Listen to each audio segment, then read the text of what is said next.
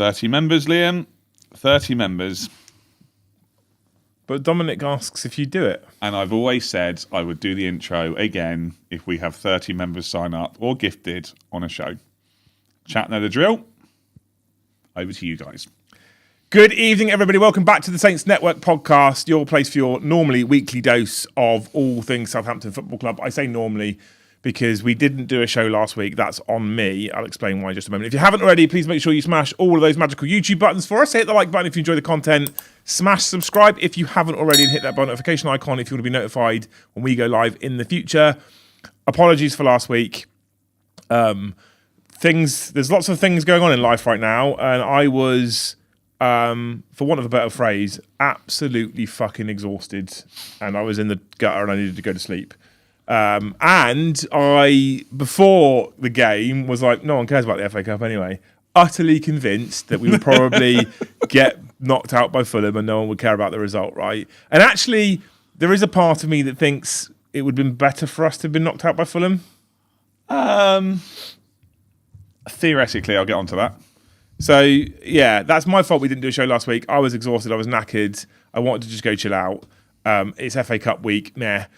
Truth be told, I'm almost as exhausted today.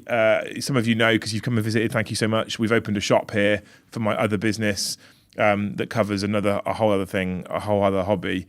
And it's going well, but I have to work every hour that the shop exists currently because staff cost money and we're not making any yet. Well, we are, but not enough. Not enough. So it'll get there. It'll grow.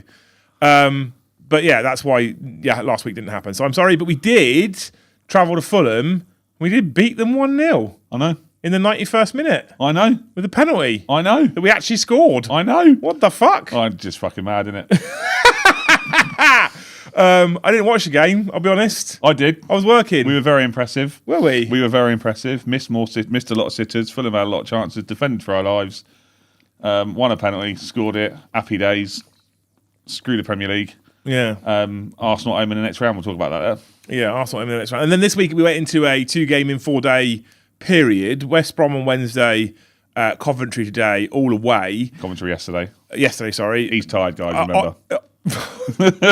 Tired is a word. Utterly fucked is another one. Coventry yesterday, West Bromwich Albion on Wednesday.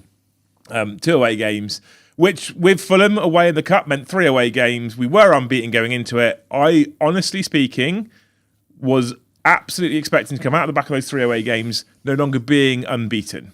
I didn't think that would be the case. I thought Fulham would probably beat us in the Cup. And even when we beat them in the FA Cup, I then thought away at Coventry, we'd probably get beat because they are the league leaders. Going into today's game, they had 5 wins out of 5. Yesterday's game.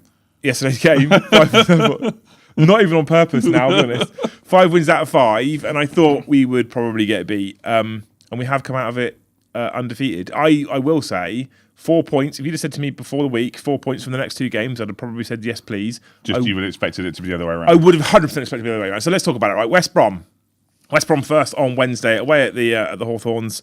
It ended up being a draw. We did take the lead, but hey, let's talk through it. Lineups. So the West Brom game, there's a couple of changes from the Fulham game. So Ross Stewart started up front after getting the goal.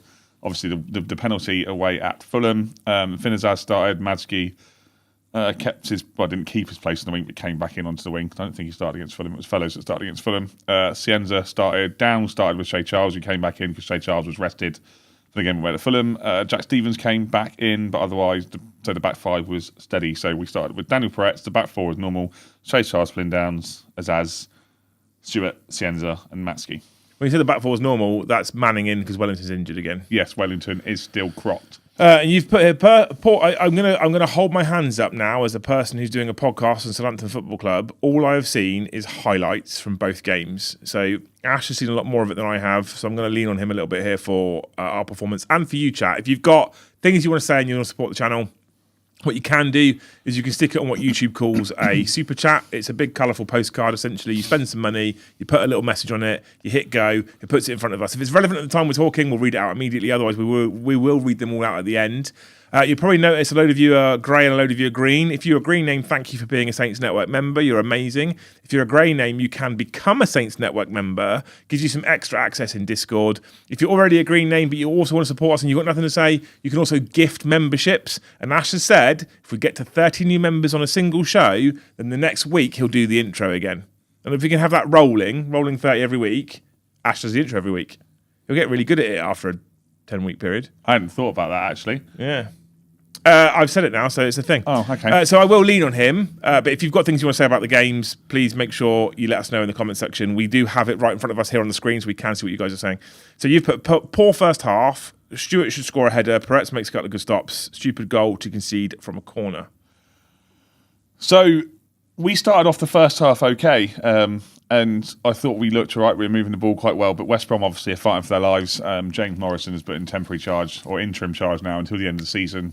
James Morrison being a West Brom legend after they got rid of the PE teacher Eric Ramsey a couple of weeks ago. We were okay. West Brom set up as you were expected to. They set up, and I'm going to say it, Gartsy's in the chat. Gartsy, get your bingo board ready. They set up with a low block.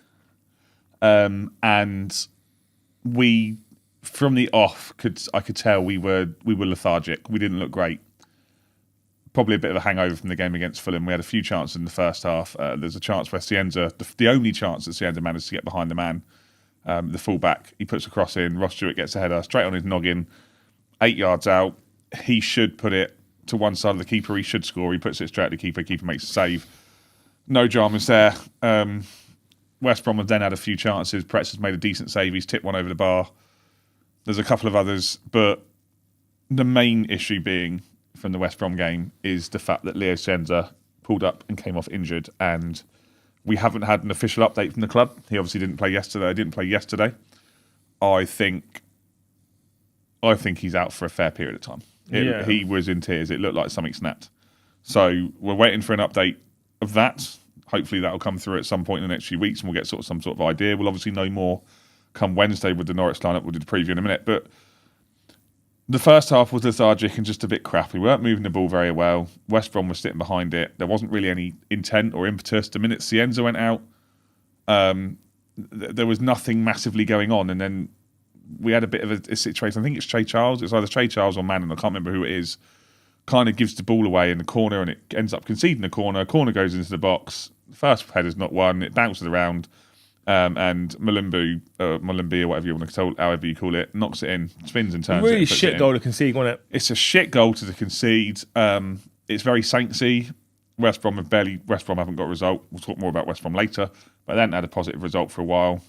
They'd come off the back of a 1-1 draw at Sheffield United the week before. And we go into the first half, 1-0 down, and I didn't go. Got a job, got work, got kids, couldn't go. I sat at home watching it with our dad, who popped on over, and we sat there and was like, well, that was shit. Can't be much worse in the second half. Hold my beer. Little did we know we could be much worse in the second half. Yeah. And again, so there was... You said they look really lethargic, is what you said. We did look... The thing that concerned me the most, so in the start of the second half, Ross Stewart was only ever planned to play 45 minutes. We brought Carl Laren on. I rate both. Carl Laren adds something different because he's more of a muscle man who will hold the ball up and bring other people into play. So for me personally, I think Ross Stewart has got a slightly more natural goal-scoring ability. Agreed. But Kyle Laren has a significantly bigger presence and physicality. You kind of want his finishing and his physicality in a player. Yes, right? you do. And then you end up with a James Beattie, don't you? If you got that, they'd probably be playing in the Premier League. Fair. But we had Che Charles was playing in midfield, and he looked slow. Matsky couldn't really get into the game because he's not really a very good player to get into a game against a team that are playing a low block. Finazaz was huffing and puffing, but couldn't really get anywhere. It was just a tough game to really get into. And credit to West Brom, they fought hard, and we obviously don't want to spend too much time on that game. They fought hard. They did as much as they could do. We brought Sam Madozi on, and Peretz had made another couple of good saves beforehand. There's one which he almost put in his own net but stopped. a couple more that went straight at him. And obviously West Brom started sitting deeper and deeper and deeper and deeper and deeper. And then thankfully, as we got into, it was a 91st minute, Sam Edozie gets the ball down the left wing. He cuts inside, puts a floating ball in, and I still don't think it came cleanly off Carl Aaron's head. I think it's come off the defender's head anyway. I don't think he knew where it was going. If you watch his reaction once it bounces off his bonce, he's sort of looking like, is it looping in? Like he doesn't really know himself, does he? So we get the equaliser. Great. Good header from Laren. And then for the next 4 minutes, we actually play with a bit of fucking energy. And we actually look like, if we'd have played for another 10 minutes, we probably would have scored the winner. The issue that I have with the game is that they played a couple of big men up front. They played Hegbo, however you say it, and they played Dyke, and they're big, strong men, and Jack Stevens and Taylor Harwood-Bellis struggled, and we looked lethargic, and obviously that night... So, did they struggle? So, we conceded a shit goal from a corner, but otherwise, did they struggle? Yes. I don't know if I buy that, though, because... Didn't watch the whole game. Fair. I'm not sure when they only concede one single goal from a shitty corner that I would consider the defensive having struggled. I think they were struggling to win the high ball against those guys, and then when the second ball was coming down, you expect Flynn Downs and Shay Charles to win it. They weren't, because the performance was lethargic, and then when they got the ball was slow to move. What I will say is, having been the team that's been there a lot of times before, West Brom fought really hard. They got a point. Or we came from a point. It's that old football cliche, right? If you cannot win, make sure you don't lose. And I said that after the game, right? So when you're on an unbeaten run, the important thing whilst you're on that unbeaten run is to not lose, because that keeps momentum. Because as long as even if you just draw, what you can say is we're still unbeaten. Hence the title of the show. And so when I saw we were 1-0 down, I was doing a show up here at the time. When I saw we were 1-0 down, I was like, for fuck's sake, this is the game. West Brom aren't doing well at the moment. You know, like you said, they're off the back of some... Well, they weren't. They are now. Yeah, but they were off the back of some shitty performances. They're quite low down in the league. So I looked at it and was like, this should be, for us, chasing playoffs, this should be 3 points. The other thing as well to mention, Wrexham and Derby both dropped points on Wednesday. They did. So we had an opportunity at that point to catch or be within a point of Wrexham, and we squandered that. So we were 4 points behind. We're now 3 points behind. We could have caught them and been within a point, put some real pressure on them. We didn't do that, and that annoyed me to see such a lethargic approach to a game. To see, and again, I'm watching highlights. Ash watched more of the game. He watched the whole game. To see such a lethargic and kind of approach, I was like, I thought we were past this, lads. I can understand a bit of fatigue and tiredness, I guess, because Tonda is less of a tinkerer with his team than what Will was. He seems to be going, I don't care, this is my strongest, this is mostly what's coming out. But we got a point from it. We played a shit game of football away from home and got a point from it. I'd suggest that's mostly a positive. There's a few positives that you take from the night. Obviously, Carl Aaron's goal was a positive. Adozie's performance was a positive. Perret's performance was a positive. I think Ryan Manners pretty good on Wednesday night. We'll talk a bit about Perret's. We are going to talk a bit about Perret's. But we'll move on to yesterday because it's more relevant to you people. And I don't want to dwell on a game that was actually not the last game, the one before. So Coventry. Now this is the game that I was very nervous for our unbeaten run. Coventry obviously in form, 5 wins from 5 until yesterday. I also really wanted to fucking beat them because Fat Frank and his knobhead behaviour when he was down here, that I got a lot of... I almost took to Twitter yesterday, I'll be honest, and I didn't. We should ask Jimmy, because Jimmy's had a lot of reaction on social media these last few days over Coventry. Fuck it, they're fans. How have they turned into such fucking entitled wankers? Considering they didn't go 2 years ago. Unbelievable. Anyway, I was nervous. They are in form. They are playing good football. Frank seems to be doing quite well there, despite the fact I think he's a bell end after the way he behaved. I was concerned, and after seeing West Brom performance, I was doubly concerned. Yeah. Right? I felt like if we came out with the same energy and we came out playing a similar way, we were probably going to get a couple put past us, and we'd lose the game, and that would be our unbeaten run done. And then if like a Wrexham lose, that points gap then extends to 6. It starts to become more difficult in the run into the season. But that's not what happened, right? So there was some changes to the lineup.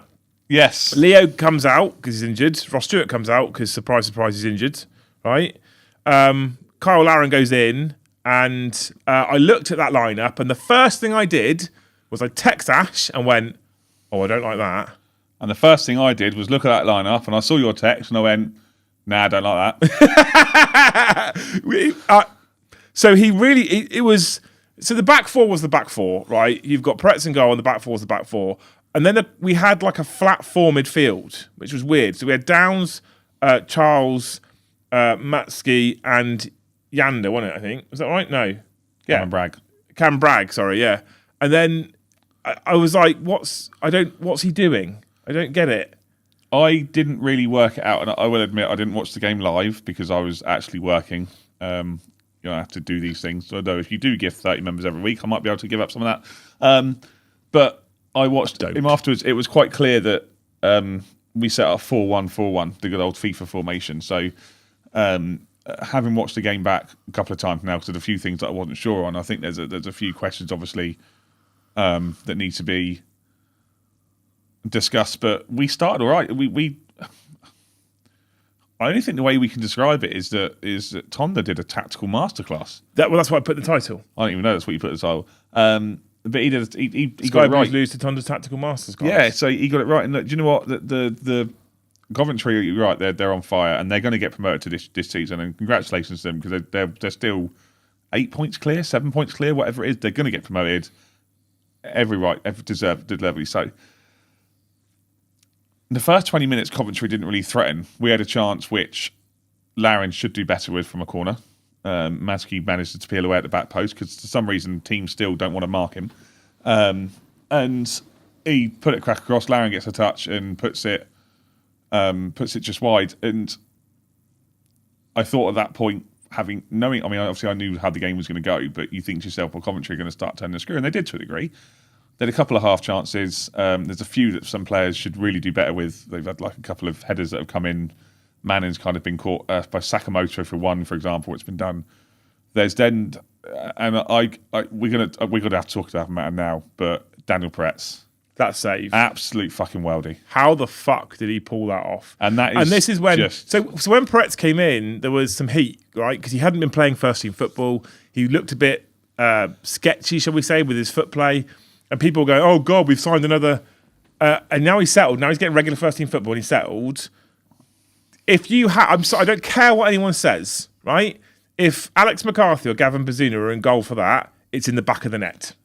Yes. 100%, that's in the back of the net. How he pulled that save off, because he's wrong-footed as well. If you watch it in slow motion from behind the player that struck the ball, he kind of steps right and then he's got to dive left. And not only does he just stop it, he claws it away and puts it out for a corner at the same time. Beautiful save. Phenomenal. And we're nicknaming him. I'm gonna credit Cameron for this. We're calling him the Iron Dome in the Discord.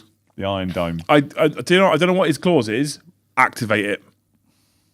Because let's face it, right? Rambo ain't coming back here, although apparently, and it's like that is in the notes, yes.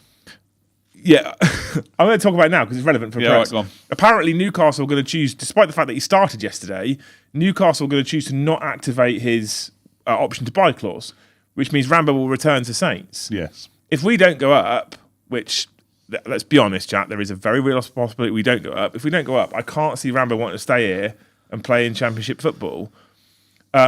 And when you've got Pretz, why would you want to pay Rambo 120 grand a week? You wouldn't. So it'll be interesting to see what happens with him, because we're going to want to possibly offload him because of his wage bill, unless he's prepared to take a bit of a wage cut, which he won't, because I wouldn't want to.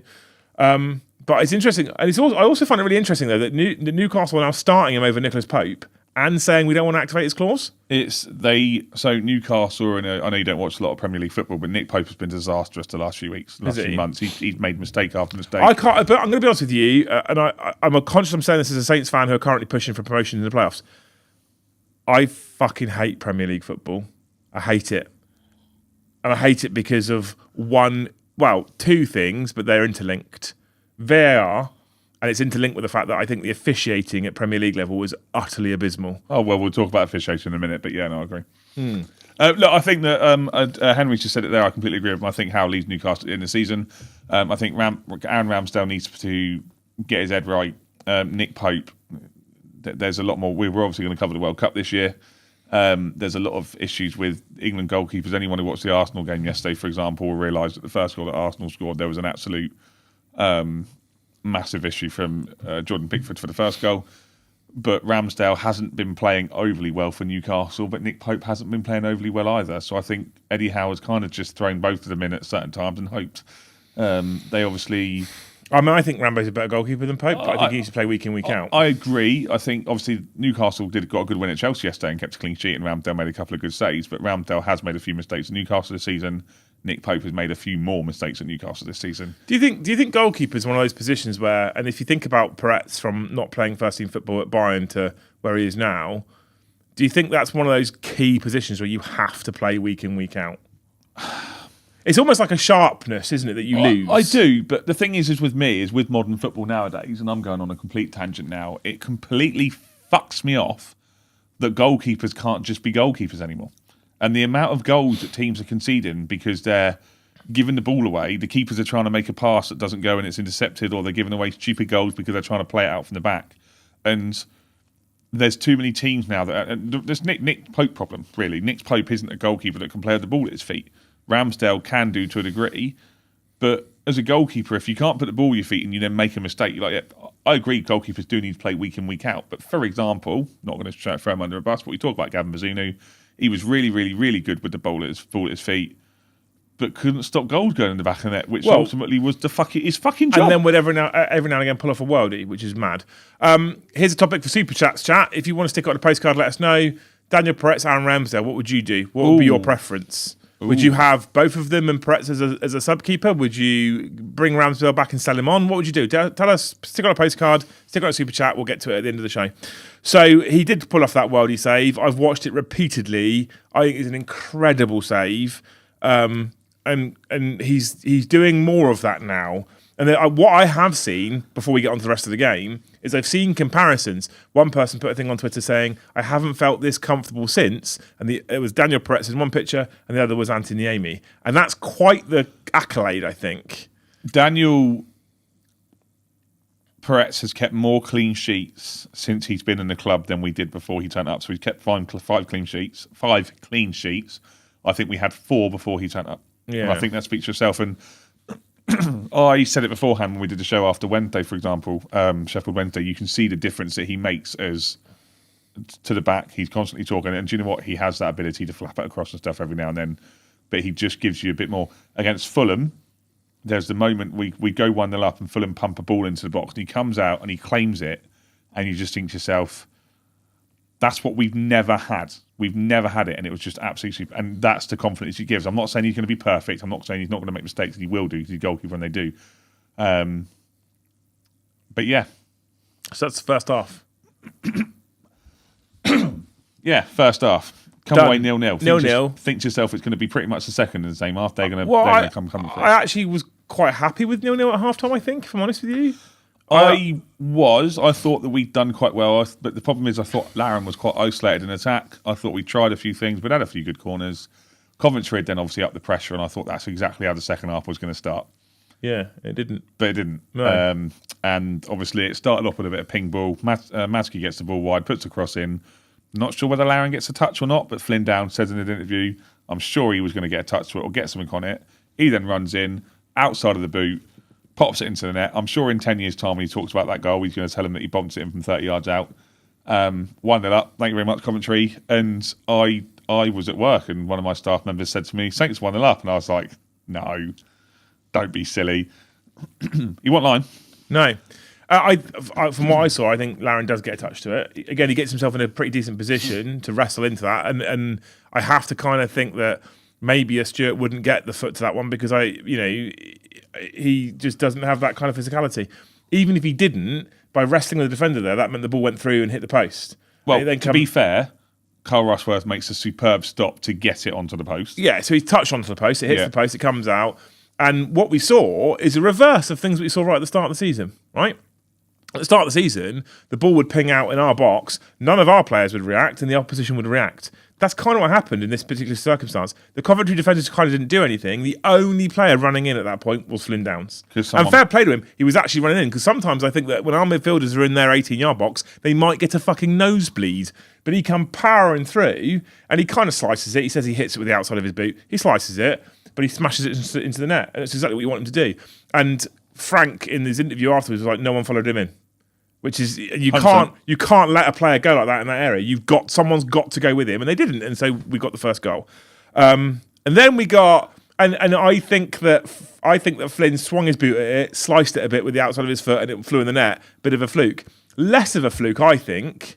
I'd love to know what you think about this one. Then our second goal, what happened shortly after, where Madsky is stood on the 6-yard line, maybe-ish, just inside. There's a few moments before, because you say shortly after, obviously this is like half an hour afterwards that he scores. Well, yeah. But the game kind of fizzled out to a degree. There's a few changes after that. Coventry huffed and puffed. They had a few more chances that Perret stayed. There was a moment where Yander almost goes through and he tries to knock the ball past the keeper, and the keeper stops it, and this is on like the halfway line. There's a few things I want to note about Madsky's goal. Because, again, we've obviously got a new set-piece specialist in, and we seem to be turned into Arsenal to a degree. When we play them in a couple of weeks, we should just take 10 corners each and see how it goes, rather than playing actual game of football. A corner shootout. The ball's whipped in by Ryan Manning. I don't know if it's clever. I don't know whether he's being a coward. But has anyone else noticed that Cameron Archer ducks under the ball? Has he had a shout? Is it planned? And with Madsky, it just touched. I don't think he knows a lot. I think it just lands on his foot. I cannot decide. I've watched it so many times, and I cannot decide if it just lands on his foot perfectly and goes in, or if he's actually turned that in. I can't make up my mind what's happened there. The only thing I will say is it's such an anti-climax, the way that ball goes, the way it goes in, because it's kind of. It doesn't fly into the back corner, so there's like a big roar from the crowd. Even the Saints fans, obviously you hear them, and the support yesterday was absolutely phenomenal, as we know. Credit to everyone that went, including Mossad, who's we'll get onto a super chat later. But it just gently rolls over the line. Obviously, we'll take it every day in a month, Sundays. It's another goal from Madsky, and this is the point when we're talking about comparisons. I don't rate Madsky as a winger. I don't. But he's got 5 goals this year. And he's not played that much. And he's got a couple of assists as well. I think he played really well yesterday. I think he did play really well yesterday. I think he's settling a little bit. And the more game time he's getting, the more impressed I am with him. I'll never forget the last game I watched him at St Mary's when I said he's been fucking wank, and then he goes and scores. Twice. And then gets another one. Yeah. So, I think Madsky's a player who there was a couple of early glimmers at the start of the season. A worldie that I think he struck in the cup from miles out. Yeah, get Norwich. And I thought, oh, hang on a minute. And then you watch me again. I think he seems to be a player who needs game time, and now he's getting some game time. He's definitely settling. I don't like him as a winger. I'm with you. I don't think he's got that hit the byline, whip it in mentality. But as a 10 or an attacking midfielder kind of position, I actually think he's looking quite good, and he's starting to settle. Normally he's relatively tidy. When he's not being erratic with his passing, he's quite tidy with it. So I'm chuffed for him. I don't think he knew anything about it. I don't care. And I don't think that Cam Archer got a shout. I think Cam Archer's just dog wank. I think he tried better yesterday. He just needs to go. Yeah. Yeah, I take up cricket, mate. Nothing wrong with cricket. It's another sport. You can do the same, Cam, at cricket. It's another sport. You can stand there and do fuck all. Because, anyway. We're then 2-0 up away at Coventry, away at the league leaders. Yeah, I know. Right? It's mad, isn't it? Tonda's at the wheel, isn't he? Yeah, and then Saints do Saints things. Saints do Saints things. Saints do Saints things. We can't just see it out and be nice and calm and relaxed. We've got to get to the 92nd minute and give away a stupid fucking penalty. And it was a weak one to give away as well. It was just, I don't think Charles, it's an accident. He's still doing his foot by accident. The players made Van, whatever his name is, Wolfenden, or whatever his bloody name is. He's made a meal of it. Obviously, players do at this level. And yeah, he's gone down, and you think to yourself, just. Now I'm going to talk a little bit more about the decision in a minute. But they did get a penalty. They scored a penalty, and then the referee decided there was 45 minutes of added time. I'll get on to the referee in a minute, because the referee annoyed me yesterday for many reasons. Victor Torp obviously stepped up and took the penalty, and it was like you said, it was typical Saintchy things to do, and there was that moment in the 97th minute where the ball goes into the box and Thomas Asante has a shot blocked, and it goes out to Ellis Sims, and Ellis Sims has a top shot blocked, and Asante hits it again, and it goes straight at Peretz, and he saves it. If that's either yard of Peretz, he ain't saving it, because there was like 6 yards out. Yeah. And I just thought to myself, please don't. Fuck me. Jesus Christ. Like, if we were actually going to try and throw it away, but 6 months ago, we do. Yeah, I agree. And now, well, 6 months ago, we're not 2-1 up against the league leaders. But now we are in a position where we seem to have a bit more team spirit, a bit more togetherness. Yep, agree. And barring the referee trying to do everything he can do to try and ruin that for us, there's 7 minutes of 99 minutes of extra time. We held on. We got a win. Screw you, Fat Frank. Enjoy the Premier League and getting sacked in 6 months into it. Well, I mean, and again, I think there's a couple other. So we talked about Madsky a bit. We talked about Peretz. I think that for me personally, and I've seen this in chat, people have been saying in chat as well. Over the last few games, I've been quite impressed by Finn Azaz. The fan base really got on his back for a while, and I think he's been putting in some decent performances. Yep. We were all super pro Tom Fellows, and we were all fucking Azaz as a lazy bastard. And actually, he's putting a shift in, and Fellows currently he's struggling to get the team because he's just not really got the end product. I think Cam Bragg looks so good at his age. I think he looks so good at his age, which is amazing because he was normally nearly sold in the summer. Yeah, I think he's incredible. I think he's a real promising talent for the future because he's not that old, is he, Cam? He's 18, 19, 18? Yeah. I think he's 18. I don't remember. But he's a young lad, and I think his footballing maturity for a lad of his age is really impressive. And so I think, I have been more impressed with Larin, and I'm starting to, when I look at Peretz and Larin as our signings, 20 is he? When I look at Peretz and Larin as our signings, in the January transfer window, people really got on Johannes Spors' case around Damien Downs, who still hasn't scored for Hamburg. Damien Downs, and there was another one. I don't think, for me personally, you can question any of the other signings that he's made. Honestly. Like, look at it. Peretz is straight to the first team. Leo's a first team player. Azaz is a first team player. What he's done and Larin is arguably becoming a first team player, mostly because everyone else is injured, right? But I think looking at it, I don't think at this point you can really question what Spors has done in recruitment. And I think, my personal opinion, I'd love to hear your thoughts on this one, actually. My personal opinion, Bazunu out and Adam Armstrong out, Peretz and Larin in, is a flat upgrade. Yes. Larin needs to add goals. I think he's an upgrade. I do. His physicality and the way that he's playing, I think he's an upgrade. I think that Larin is someone, I think Cameron just said it there, Larin is a battering ram, and I think that's what we need. And, there was a discussion that was had today by some people around a few things. It was just a bit... If you're talking Premier League level, the players that you're looking at, the Saints can potentially attract, you're looking at sort of like your Tywin and your knees, and you talk like the Chris Wood type player. But Larin is starting to get to that point, and obviously we hope Ross Stewart doesn't get injured properly, because I don't rate Cameron Archer coming on to replace him. But although having said that, Cameron Archer will probably come on and score the winner for us in the playoff final, knowing our flapping the way things go. Yeah. But no, I agree, done an upgrade. Henry asks, would you sign Yalert permanently? I mean, I rate him. When I've seen Elias Yalert play, I've been very impressed. At the moment, I don't see anybody out there taking that place off of James Bree. No. And so you then need a backup. Is Elias Yalert, who's played Champions League football in the past, going to want to be second to James Bree, or is he going to play first team football? And then maybe Mads Royslev just becomes the backup. But I just can't see anyone unseating Bree at the moment from that. And I actually think, Manning, who I'm not Manning's biggest fan. I'm not his biggest fan at all. I prefer Wellington. But that back four at the moment, I think it's looking good. Who knew playing a back four consistently together with a commanding goalkeeper would mean you're better defensively? We're all fucking shocked. What I will do, I'm going to make a shout out. I think it might have been Josh. Can't remember. The absolute numpty in our Discord yesterday, in the first half, said, just realised, apart from the first game of the season, we haven't conceded a penalty all year. Who was Dickhead. that? Who said that? I think it was Josh. Not sure. Anyway, the other thing I want to talk about, so you mentioned, before we get onto the man of the match poll for the members, the thing I want to talk about is the refereeing yesterday. So what I've seen on social media from the Coventry fucking moaners. By the way, right, Ash said it himself. Top of the league, 7 points clear, going to go up to the Premier League, completely deserved, well done, Coventry. It's a shame that their manager and their fans are making them look like bellends.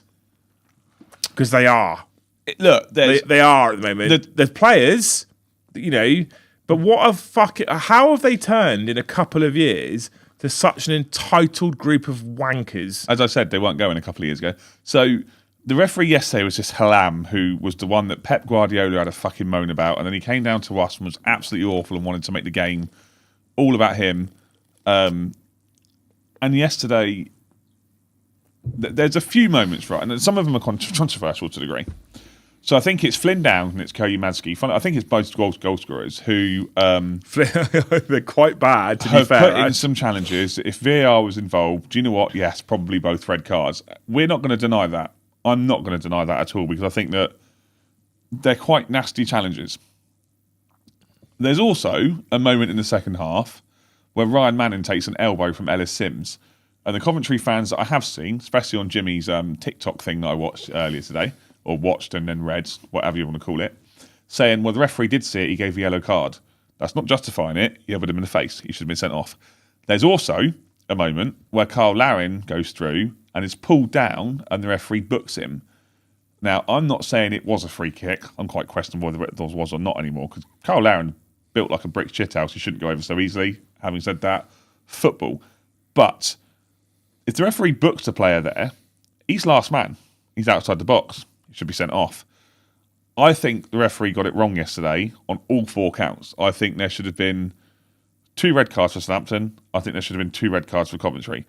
I'm not saying these things do even themselves out, because we all know about the top 6 fives when we get to the Premier League, although I think you've got to say top 5 now, the way Spurs are.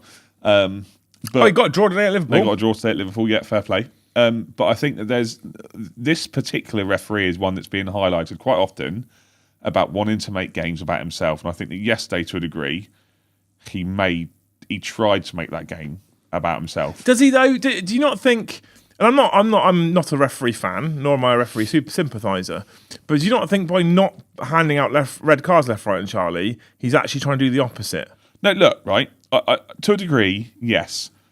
One of those challenges was early on, and both of them are above the ankle, and they're quite nasty. Thankfully, they didn't lead to any serious injuries. And as a neutral fan, when I look at those challenges, I think that's a red card.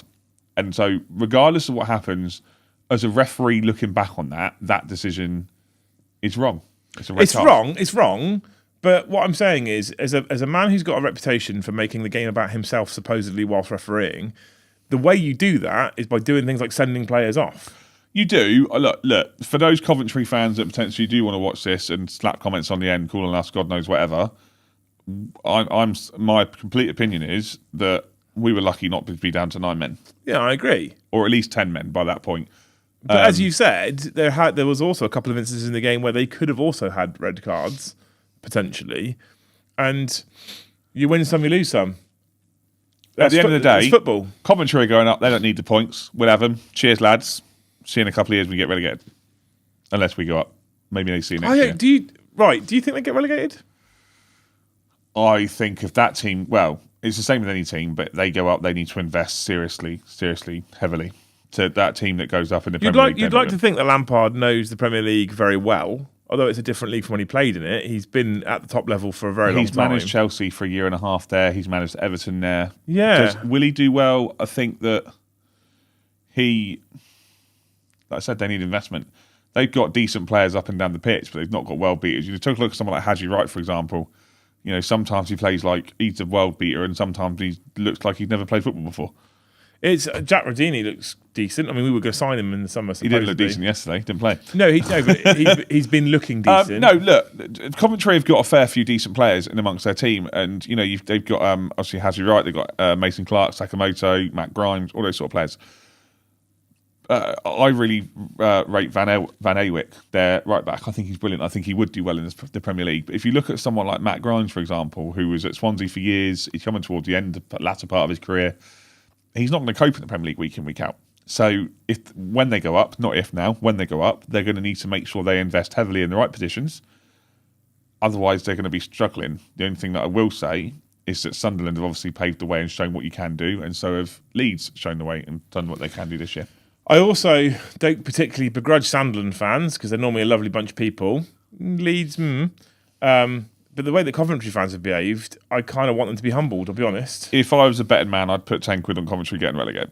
Okay, interesting. So we had a members man of the match poll for you people that are green names members. I saw someone in chat said, I'm a green name here, I'm an orange name in Discord. In Discord, we can change your colour based on your membership level. YouTube, you're either green or not. You're a member or you're not. It doesn't matter what level you are. Cameron is an orange name in Discord because he's a part of the reserves, not just the academy. So if any of you members want to up your membership tier to the reserves, you can be orange. Yeah. If we go to first team, well, I don't remember what levels we've got. Maybe we could do We've got academy reserves and first team at the moment. First team, we could do a WhatsApp chat. It's not a bad idea, that. Just saying. It's not a bad idea. Just throwing it out there. Yeah, Right. that's a good idea, that. But no, we did it. So obviously, guys, if you're not in it, firstly, you can get into our Discord. Follow the link on the video description below. The Discord is now over 100 people. And in the summer, Liam doesn't know this yet, but in the summer, we're going to look at more ways we can expand it and do more. I'm not badgering him at the moment because he's trying to open a new business and he's crying that he's tired all the time. So, you know. It's true. It's true. He's finally working out what it's like to have a proper job. I mean, you've got years on me, though, haven't you? So, yeah. We do a members poll. I will admit I didn't do it on Wednesday. It was tired. Want to go to bed. I had work next day. Oh, you ended up being tired, are you? Yeah, because I actually go to my job and anyway, it's another thing. We'll have that fight after the show. But we did a members poll, and the overwhelming winner, I think, really for the week. I think maybe I'll start doing Player of the Week. Interesting. When we're doing 2 games in a week rather than a game. Pret by miles. Oh, really? By miles. That's that save. I mean, I'd give him. For that save alone, that save is save of the season. So I was thinking about this just quickly. What other saves we've had that have been absolutely phenomenal? And the only one that I think could potentially rival it is the Gavin Bazuni one against Wrexham on the first day. But he don't play for us anymore, so no one cares. We gained a point on Wrexham. Like I said, 4 points from 2 games, which I expected to get 3, if I'm honest with you. I expected 3, we got 4. We gained a point on Wrexham. The shame of it was Wrexham did drop points in the week, and we could have gained 3 points on them, and we gained 1. But we still gained 1. It's better than gaining nothing. A relatively successful week for Southampton Football Club, I think. And to play 4 away games, to win 3, draw 1, when you think about where we were 6 months ago, or less than 6 months ago, to play 4 away games, to win 3, draw 1, that's exceptional. Yes. That's exceptional. Yes, massively. And it's kind of reflected as well, because before yesterday's game, Tonda was announced as the Championship's Manager of the Month. And we all thought he was going to get the Manager of the Month cursed and lose every game since then. But yes, but I actually think he's good for it. And you know, I know he started strong. He had the hiccup for a while, and now the results are coming back. And I think a lot of Saints fans, especially yesterday, I really questioned that lineup. And I'm obviously not a top level manager, of course. I looked at that lineup. I was like, what's he playing at? But I genuinely think that he got it really right yesterday. He looked at his opposition. Frank came out in the press conference and said they tried to slow us down, they wanted to slow us down, and we played to their tune. That means that Tonda got it tactically very right. He did a good job, and I'm actually starting to look at this young man who's, 36 or something? 34? 34, I think. 34, 30. And I'm looking at him, I'm going, oh my Lord, actually, he's looking like he's quite an apt manager. He's making changes. He's made changes, going to the back 4. He's managing players' minutes. He's making tactical decisions on how they're playing. He's answering press conferences, I think, very well. We might have a little gem here in Tonda. We might do. Might have a little gem here. This next week is massive. Yeah, it is. We'll talk about that very, very soon, obviously, because it's 2 home games and I want 6 points from it, but we'll see. Anyway, other club news you've got. So obviously we did beat Fulham in the FA Cup, which is a surprise to most people, I think, if we're honest. Despite the fact we took 7,500 people to Fulham or something like that. 5,500. 4.8, but yeah. Oh, was it? 479, I think it was. And then we got the FA Cup draw where Arsenal at home in the FA Cup Saturday, kick-off 8 p.m. 4th of April. Easter Saturday. Which, I'm going to be controversial. There's a reason why I didn't want to progress in the FA Cup. Because we've had fucking fixtures be moved around now. So the Ipswich game has now been moved to the end of April. The Wrexham game is now 3 days after we play them. It was going to be on Easter Monday. It's now on it's on the Tuesday at 8 o'clock kickoff. It's a bit of a fixture fuck up. Look, there's a few things here. I'm going to address this now because I know we're running out of time and I want to do the Championship review as well because there's a lot of stuff that happened that people are talking about as well. We will review the Arsenal game nearer the time. Arsenal, hopefully by that point, will still be in the Champions League. Obviously, had a good win yesterday. There's a few people that are going, especially in a lot of chats, and some on the Discord as well, going, we could do these lot. Guys, come on. We're not going to beat Arsenal. It's quarterfinals, they'll put out a strong side. Maybe not as strong, but then they won't put out their strongest side. They'll put out a strong side because they've not got any game to play beforehand because obviously it's an international break. What we have to remember is that should Southampton beat Arsenal, it will mean a trip to Wembley to get battered by Man City or Liverpool, but that'll be just a good warm-up for the playoff final. It'll be fun. Yeah. Okay, so in the wider championship then, should we talk about the wider championship? So Leicester dropped to second from bottom with a Wilkes at home. Ignore that. That's... What's Wilkes? I have no idea what that is. No idea. I've got that completely wrong. Leicester drop second bottom, losing at home 3-1 to QPR yesterday. Ronnie Edwards scored for QPR. Did he? Scored for QPR. QPR have now started to keep it up, but Leicester are now second from bottom. Compounded by Oxford getting a point, although Charlton did get a last-minute equaliser at the Sam Stadium yesterday. Blackburn then went to Millwall and won. There was a red card for Millwall just after they went 1-0 up for a last man, which was absolutely dreadful decision from the referee to make. But Blackburn did win. In fact, Millwall have got a really bad record against Blackburn. And then West Brom even more compounded by West Brom beating Hull 3-0. 3-0. So then the 1-1 draw doesn't seem so bad, does it? It doesn't to a degree. And the problem being is that James has just come up to that point. I think we can catch Hull. We're 6 points behind them with a game in hand. I think we can catch Hull. I think there's a world here in which Wrexham finish 5th. Honestly do think that. I also think there's a world here, the way it's going, if you look at the Championship table, because obviously yesterday Bristol City got a 96-minute equaliser at the Riverside, so they got a point against Borough, and I'll talk about the other games. And obviously Sheffield Wednesday lost at home to Ipswich. No one cares about Stoke beating Watford, that's not important. Although, interestingly, chances created and XG for Watford is really high, but they're not taking any chances. It must just be a still thing. Borough are now obviously in second place still, but Ipswich are very, very, very close third, and I think Ipswich are probably going to nick that last promotion place because Ipswich sit on 68 points having played 37 and Millwall on 70 points. Importantly as well, because it's our next game, Norwich, another win. So I haven't mentioned Norwich. Norwich are on absolute fire. And I would like to assume they've won 4 in a row. I'd like to assume they'll come to St Mary's. I'm just going into the preview now, by the way. Of course. I'd like to assume they're going to come to St Mary's, kind of like QPR did, and just play. Philip Clement has got them playing very, very well. They've got a decent, obviously, teams. People remember we went up there and we lost 2-1, the infamous handball goal when Tonda was at the beginning of the period when everyone was like, what's doing? Adam Armstrong missed a penalty and we're up there, etc., etc. I think I'd like to assume they're going to come down and play nice, try and play football rather than try and sit on it. They beat Preston yesterday. They had the majority of the possession. They had a few shots, and obviously, etc., etc.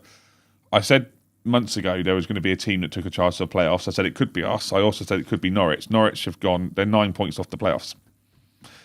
If they beat us, I think they've got a chance. Having said that, we need to go to this game and we need to win it. We do need to win it. It's a Wednesday night game, so at least we'll get a great light show. Woo! Fucking light show. So Wednesday night game, home to Norwich, and I looked at the fixture list and thought that, after Coventry we would need to kick on and get some points. And I thought actually Norwich shouldn't be too bad to pick up 3 points. Oxford then not too bad to pick up 3 points. But you're right, Norwich are flying at the moment. They are playing good football. What's interesting is you say I think they're going to turn up and play.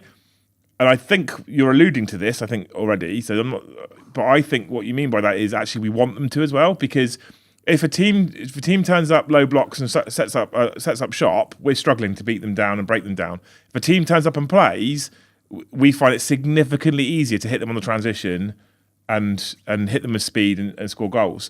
So I want them to turn up and play. I want them to, because I think it opens up more opportunity for us to get goals, as we saw, like you said, against the other team who's the name's gone up my head now. West Brom. I think no, what? The other team that turned up and played at St Mary's recently. Oh, sorry, QPR. Yeah, thank you, QPR. Yeah, and I want them to do a QPR. I want them to turn up. I want them to try and move the ball around, knock the ball about, be a bit attacking, and then we can transition. And that's what I think Tonda's team does best at the moment. It's an opportunity. I think it's an opportunity to get 3 points. I do against Norwich, but they are flying. We aren't the form team in the league at the moment, but we're not far off. We've got last 5 games is 3 wins, 2 draws. Remembering we're undefeated in 12 now. Unbeaten in 12? Now? Yes, we're 12 unbeaten, yes. Including the cup game. So I do look at the fact that Norwich are flying, and I know a lot of Saints fans are quite doom and gloom and go, Norwich are flying, we're going to be in trouble. But we're unbeaten in 12. Have some faith. We're a difficult team to beat at the moment. And I think that it could be a 3-point game on Wednesday, but I'd love to know what you guys think, chat. So, score predictions. I am going to go for a 2-1 Saints win. So that's exactly what I was going to say, but I was going to add a word. A nervous 2-1 Saints win. Oh, I don't think it's going to be comfortable at all. I think patience is going to be the key. I would be interested to know what chat think. Let us know, chat. 116 people watching, only 46 likes. Don't forget to hit that button, but throw in your score predictions for the Norwich game, guys, please. Norwich! But we'll see. Maybe Delia Smith will come down and cook us all a bit of lunch. No, look, if it's a must-win game, if you want to have any aspirations of making those playoffs, we have to win it. Because, well, we have no choice. We have to win it. Paul says 2-0 Southampton. Garcy says 3-2 to Saints. Cameron says 3-1 to Saints. Amazing. As Sean says, you guys have a genuine gap for the content you produce to thrive in. I will be a member come tomorrow, as you are worthy of. Thank you so much, man. Thank you, Sean. What a lovely thing to say. Legend. Norwich's last few games have been the bottom team. I mean, they are form, though. And the thing is, form's important. Mark says 2-0 Saints. Ian says 1-0 Saints. Form is important because even if they're beating bottom of the league teams, it still breeds confidence. It still breeds bravery as well, because you're winning. And winning is a habit. Winning has always been a habit. And they are winning, so it's a habit. Jimmy says 2-0. Maya says 1-0 Saints. Jack says 2-1 Saints. James says 1-0. So overwhelmingly, no one said a draw. No one said a loss. So, and this is, again, right? You think about Saints being unbeaten in chat. The reason why you're all saying this at the moment is because our confidence is up. Our bravery is up. Because we're not losing games of football. We're mostly just winning them. Worth mentioning as well, by the way, that Wrexham are away at Watford on the Tuesday night. So we are would potentially move into a playoff position if they do not win. I'm just going to address it now because there are other people that have mentioned it. We're talking about the Championship relegation fight. Obviously, we know it's getting tight. The Skates are at home to Derby tomorrow night. So hopefully Ben Barrett and Diaz scores a winner. But the Skates are looking perilously close to that drop zone. But they do have a couple more games at home at Fratton Park. So we'll see what happens. But we'll address that anyway. Anyway, Oxford at home. So this time we've got 4 days and 2 home games, which is amazing. In fact, actually, when you look at the run-in to, and I saw Garcy said it earlier, and he put his top 6 prediction in the chat, and I think he's probably right. Our run-in is quite favourable for us. 6 games at home, 3 games away. Exactly. That's good. That is good for us. For us, it's good. We also have to play Ipswich. But Ipswich, we also have to go to Wrexham. So one of those away games is Wrexham. That's almost a 6-pointer, that game, I think. But what Garcy said, and I'm inclined to agree, is that the top 6, Hull will drop out and Saints will go in, and I think he's probably right there. So we are obviously playing Oxford, and Oxford are on fire at the moment. Out of the last 5, they drew yesterday at home to Charlton, but they then won the 3 previous to that. Mm-hmm. I see a world. Oxford are third from bottom on 39 points, but their goal difference is better than West Brom, who are just above them on 40. The Skates are just above them on 40. Tentatively, if the Skates lose tomorrow night, they'll have one game in hand, which will be a home against Ipswich. So you probably would assume Ipswich will pick up a win there. So the Skates are well within it. I think Oxford are going to come and put 11 men behind the ball. Yeah, I think they will as well. I still think we beat them though. I think we have to. There's no ins and outs. We have to beat them. I would go as far as to say that to some degree, I think this next week has to be 6 points. It has to be 6 points. I think it has to be, especially 2 home games. Norwich is a slight concern, but I think we can beat them. Oxford, we need to be putting that team away. If we're going to have any serious chance of surging into the playoffs and then carrying that momentum through the playoffs, we need to beat both of these teams. Take 6 points from the next, and I know it's easy to send. We should take 6 points from the next 2 games. Then we've got an international break where not many players go away. Then we come back, get the cup out of the way. Well, we might go in and win that. You never know. Yeah. Get the cup out of the way, and then we're into proper league action. I'll take that. I'll take FA Cup win, don't get promoted. I'll go on that. Yeah, it'd be easy, wouldn't it? So Oxford score prediction, and you again, chat, throw it at us. 2-0 Saints. 3-0 Saints. 3-0 Saints, okay. 3-0 Saints. But the problem is with Oxford, they're going to come with a low block, and if we can do what we need to do and we can get an early goal, then they have to play. So we do struggle to break down low blocks, but Oxford are also a bit of a shit team, to be honest with you. So but they are also a massively good form. They are, but if they play a low block and we get an early goal, at that point they can't then continue to play that low block. The only thing that concerns me with this game is that this means we would have played like 5-6 games in a stupid amount of time, and this is obviously the end of it. The team are going to be knackered. Oxford have got the week off. If they've not got a game in midweek, we have. I was just worried because sometimes Tonda does have the tenacity to tinker with things a little bit too much. He's done it before, and we are playing 2 good teams, teams in very good form. I think he tinkers less than Will still does. I think he's not that bad. I think he's fine, especially when he's trying to manage minutes. We've not ginger for a start, correct? But no, I just worry. Which means he's got a soul. What he's got to do is he's just got to take every game at its merit. So just don't worry, and he won't do. Tonda won't do this, but don't worry about Oxford at the moment. Just worry about beating Norwich. Yeah, win that game, of course. Then go on. Having said that, no in Saints in terms of the way we are. We are probably going to find ourselves drawing one of those games like absolute twats and blowing the other team away. Yeah, which then it depends on results, and this is what I don't like. It then depends on results around you, right? Which is interesting. There you go. That's the review of the last 3 games, sort of, and then the preview for the next 2 games. I hope that next Sunday we're sitting here at 8 p.m. and talking about another 6 points for Saints, and if we're lucky, maybe we're one step closer to that playoff place level on points for someone like Wrexham. I don't know. I'm not sure. I think we can do it. I think Saints can make a real surge into the playoff positions this season. And I also actually think on current form that it's not beyond the realms of possibility that they do well in the playoffs if they end up in the playoffs. But who knows? I'm nervous about the fact we still have an FA Cup. What's the word? Quarter-final.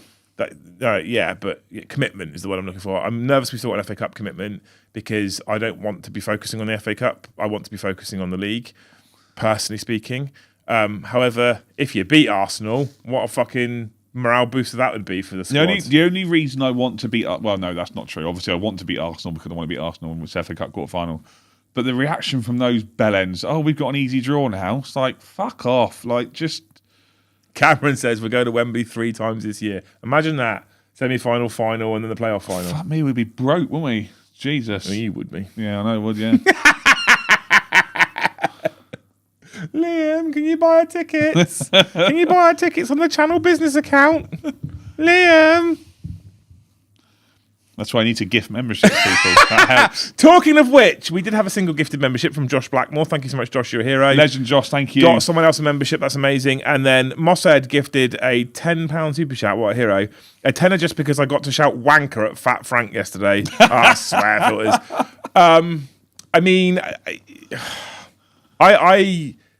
I'd kind of forgotten about what happened when they came down here. And then yesterday I was like, no, fuck him. I want to beat him. And we did in their own backyard, which was good.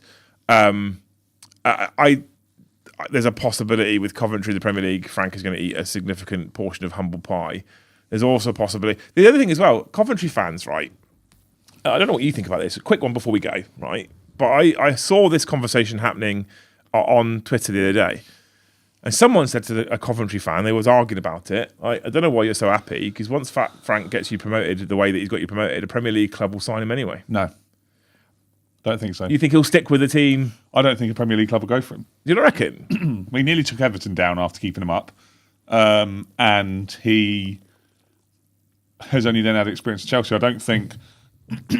Look, Frank he's gone against the grain a little bit, and he's taken that club that doesn't have the parachute payments, etc. They were close a couple of years ago. They were close last year. Correct me if I'm wrong. I think they lost in the final to Luton when Luton went up to the Premier League for the year that they were in the Premier League. He's obviously then come in and taken over the job that Mark Robinson's done and trying to take Coventry to the next level. He's going to take them to the Premier League. Again, I think the squad needs a lot of investment. I think he could potentially do a very good job of it. The problem is there is such a thing as rising too quickly. For example, we all know I've been to the Rico, or whatever you call it now, CBS. You've been there too. Rico. When I've been there 4 or 5 times. Every time I've been there, it's been empty. And now suddenly they're doing... Obviously, it's natural with football fans. They're doing well. They're filling the stadium up. I think that the expectation from a lot of Coventry fans back in the days when they were in the Premier League was Steve Grizovic and Dion Dublin and Paul Telfer.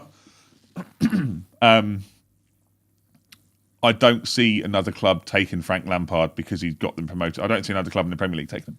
Okay, interesting. And I don't think that I just saw this interaction. I was like, it's an interesting, because he's done a very good job this season in the Championship. Let's be honest. Credit to him, he's done a great job. Despite the fact that he acted like a complete cunt down at St Mary's, he's done a great job. He has, and they are. I mean, that would be a bottle job of all time. It'd be a worse bottle job than Arsenal if they threw away the league now and didn't get automatically promoted. Let's be honest, right? 7 points clear. I can't see them.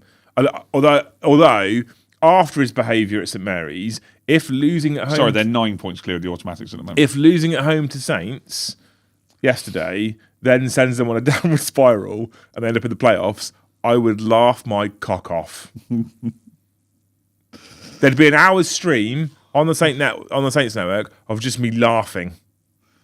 That's it. And what I'd do is I'd purposely put it out on Twitter and just tag all the Coventry people that messaged me before. But anyway, that's just me being childish. Hopefully you guys have enjoyed the show. Thank you, Jimmy Cheese, for the £2 super chat at the end. He says, legends. Jimmy, are you doing an after show? Is there an after party? I don't think he's doing one tonight, no. You're not doing one tonight? I haven't checked to do a redirect. Have you set one up or not? Let me know quickly whilst I'm about to wrap the show up. And if you are, I'll do a redirect. And if you're not, I won't, obviously, because it's fucking pointless. At the same time, if you haven't already, check out Jimmy Cheese on YouTube. He's a good friend of the channel, good friend of ours. He's been in my venue downstairs and had a drink and what have you. So what an absolute legend.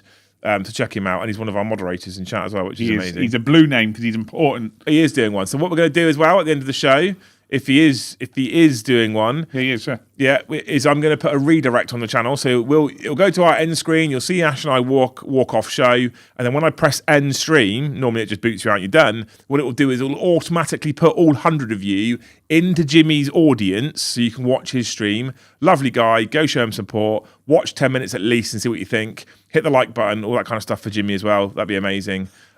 So you can go and support Jimmy. We love him. He's amazing. He supports us. We'll do that. But it will automatically dump you in there. You've just got to sit there, wait, and YouTube will do it for you. Yes. It's magic. I can do that shit. I can control your life from here.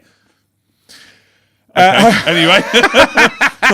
Hopefully you guys have enjoyed the show like I have. If you have enjoyed the show, there's 110 people in chat right now. Please make sure you smash that like button before you disappear. We're on 55 likes right now. That's free. It helps us. It tells YouTube you like the show. YouTube then pushes it out to more people. More people find us. The community grows. More people that love football. More people that love Saints. We want that, right? We will be back next week at 8 p.m. with another live show reviewing the 2 games, reviewing Norwich and reviewing Oxford, and hopefully sitting here with 6 points and a big fat shit-eating grin on my face. That covers everything, doesn't it, I think? Cover everything? Yeah. Beautiful. Is there anything you'd like to say, Ash, before we disappear? Oh, hang on. Don't say that yet, because I haven't got my buttons up. Got to get my buttons up, Ash. Got to get your buttons up. If I haven't got my buttons up, I can't press end show, can I? Right, there we go. Is there anything you would like... Oh, also, one member. No 30 members. No 30 members. No intro next week, so I don't have to practice that all week, which is great. Anything you'd like to say, Ash? Up the Saints. Up the Saints. Come on, you Reds. Thank you so much for watching. We'll see you in the next one.